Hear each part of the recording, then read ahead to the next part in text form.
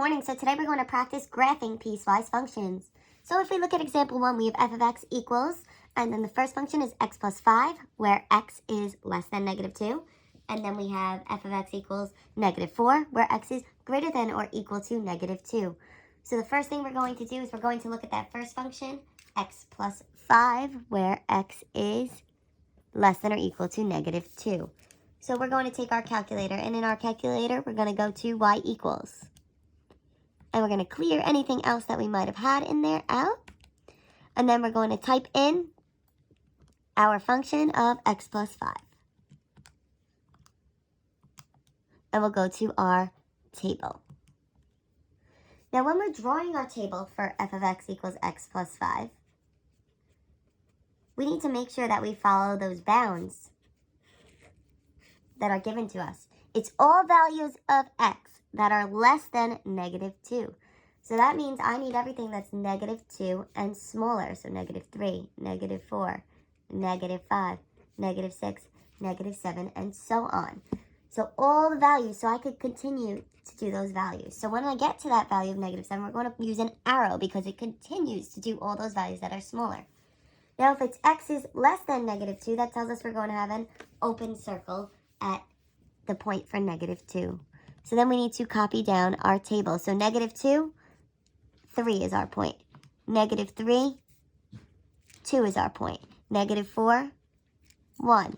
Negative 5, 0. Negative 6, negative 1, and negative 7, negative 2. So then we're going to graph that on our graph. So when I go to negative 2, 3, I need to make sure that I have an open circle there. Then I'm going to plot the rest of my points. So I have negative 3, 2.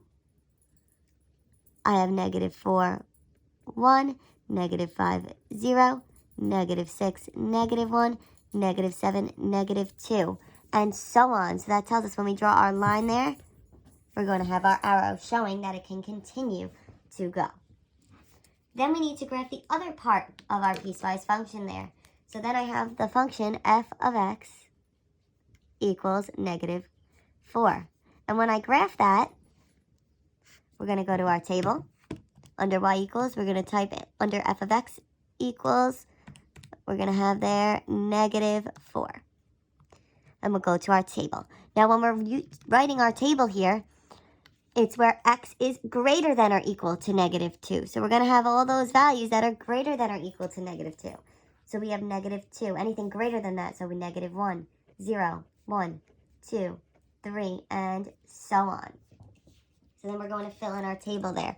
So negative 2, negative 4. And actually, all of these are going to be negative 4.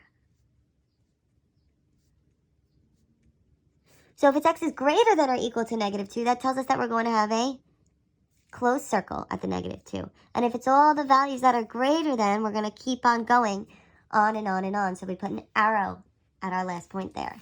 So then we're going to graph it. So I have negative 2, negative 1, 2, 3, 4. And that's a closed circle there. Then I have negative 1, negative 4, 0, negative 4, 1, negative 4, 2, negative 4, 3, negative 4, and so on. So there's our graph of our piecewise functions. So now I want you to try example 2 on your own and then come back to check your work. So looking at example 2, we have f of x equals 2x plus 1, where x is less than 1, and f of x equals negative 2x plus 3, where x is greater than or equal to 1. So if we're looking at our first equation here, we have f of x equals 2x plus 1. It's all the values that are less than 1. So we go from 1 to smaller. We have our open circle at 1 because it's less than, and then we have our arrow because we are continuing to have those values that are less than 1. And then we graph it on our graph there.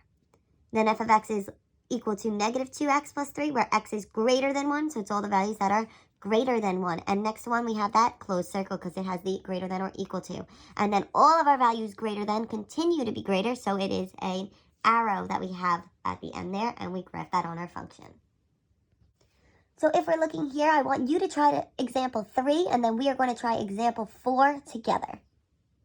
All right, so looking at example 3, we have the first function, which is f of x equals negative 2x minus 4, where x is less than or equal to 2. So that 2, if it's less than or equal to, is going to have a closed circle, and then all the values that are less than that, which go on and on and on, and can continue to go on, so you have that arrow there, and then you graph that function. Then we have the second function, f of x equals 4x minus 9, where x is greater than 2. So since it's greater than, that tells you you're going to have an open circle there. And it's greater than 2, so all those values, 2, 3, 4, 5, and so on. So you have an arrow at the end because it can continue. And then you graph that. So now, looking at example 4, for example 4, we're going to do the same thing, but here we have 3 different functions that we need to graph. So first, we have x minus 1, where all the values of x are less than or equal to negative 2. So first, we need to create our table for x minus 1. So now we're going to be talking about all of the values where x is less than or equal to negative 2. So that's going to include negative 2 and all those values smaller. So negative 3, negative 4, negative 5, negative 6, negative 7, and so on. So there's going to be an arrow there because it continues.